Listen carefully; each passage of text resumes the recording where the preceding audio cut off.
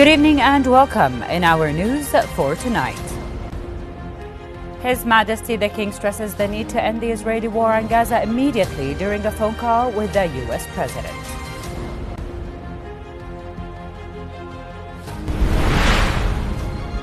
His Royal Highness Crown Prince Al-Hussein bin Abdullah II congratulates Jordanians on the inclusion of al-Ijmal on the World Heritage List.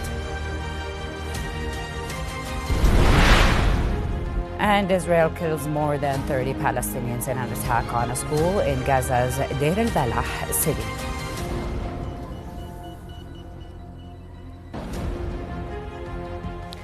Those were the headlines, and now for our news in detail. His Majesty King Abdullah II and U.S. President Joe Biden discussed the dangerous developments in Gaza and efforts to reach an immediate and lasting ceasefire there. During a phone call yesterday, King Abdullah stressed the need to end the Israeli war on Gaza immediately and ensure the flow of sufficient aid through all crossings, while guaranteeing its delivery to civilians across the Strip without delay. Discussions also touched upon latest developments in the West Bank and the importance of supporting the Palestinian Authority. King Abdullah called for ending all unilateral measures and extremist settlers' attacks against the Palestinians in the West Bank, as well as violations of Islamic and Christian holy sites in Jerusalem. President Biden, for his part, hailed Jordan's exceptional efforts under His Majesty's leadership to bolster the humanitarian response in Gaza.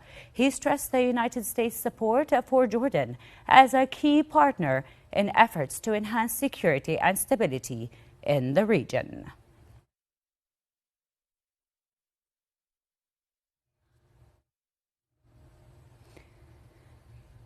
His Royal Highness Crown Prince Al-Hussein bin Abdullah II congratulated Jordanians on the occasion of the inclusion of the archaeological site of al-Ijmal on the World Heritage List.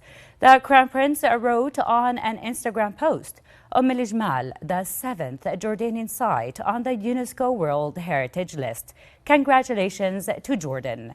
Earlier yesterday, the UNESCO World Heritage Committee announced during its 46th meeting the inclusion of al-Ijmal as the 7th Jordanian site on the UNESCO World Heritage List. al-Ijmal is the 5th archaeological site to join the list during His Majesty King Abdullah II's reign.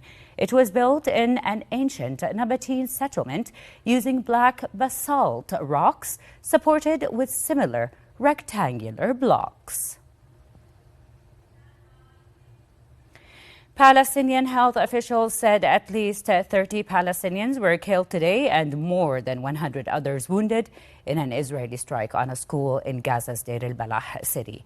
Earlier today, Palestinian officials said more than 14 Palestinians were killed by Israeli criminal attacks since dawn in the southern city of Khan Yunis. In Al-Bureij refugee camp, medical sources said 5 Palestinians were killed earlier in an Israeli airstrike on a house, while 4 others were killed in another strike on a house in Rafah near the border with Egypt. UN and humanitarian officials said Israel used disproportionate force in the war and failed to ensure civilians have safe places to go. Meanwhile, Gaza's health ministry said in its latest update that more than 39,250 Palestinians have been killed and nearly 90,600 others wounded in Israel's brutal offensive on the besieged Strip since October 2023.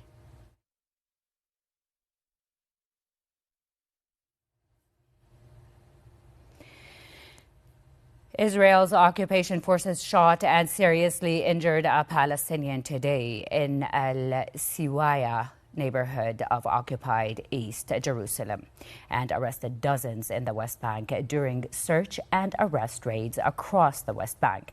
Israeli troops rounded up 40 Palestinians, including children, ex-prisoners, and members of families of activists wanted by the occupation military, many in the occupied West Bank cities of Nablus and Qalqilia.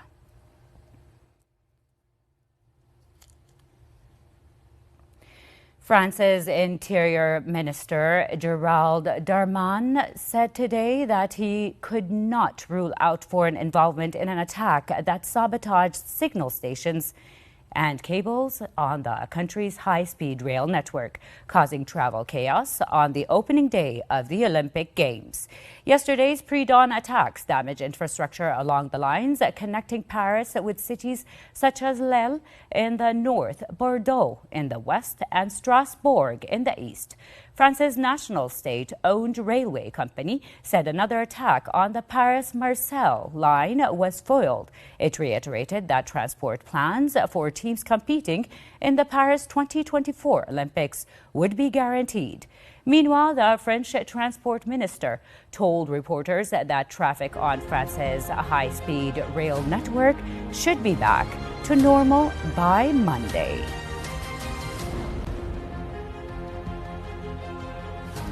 That's the end of our news for tonight. Thank you for watching.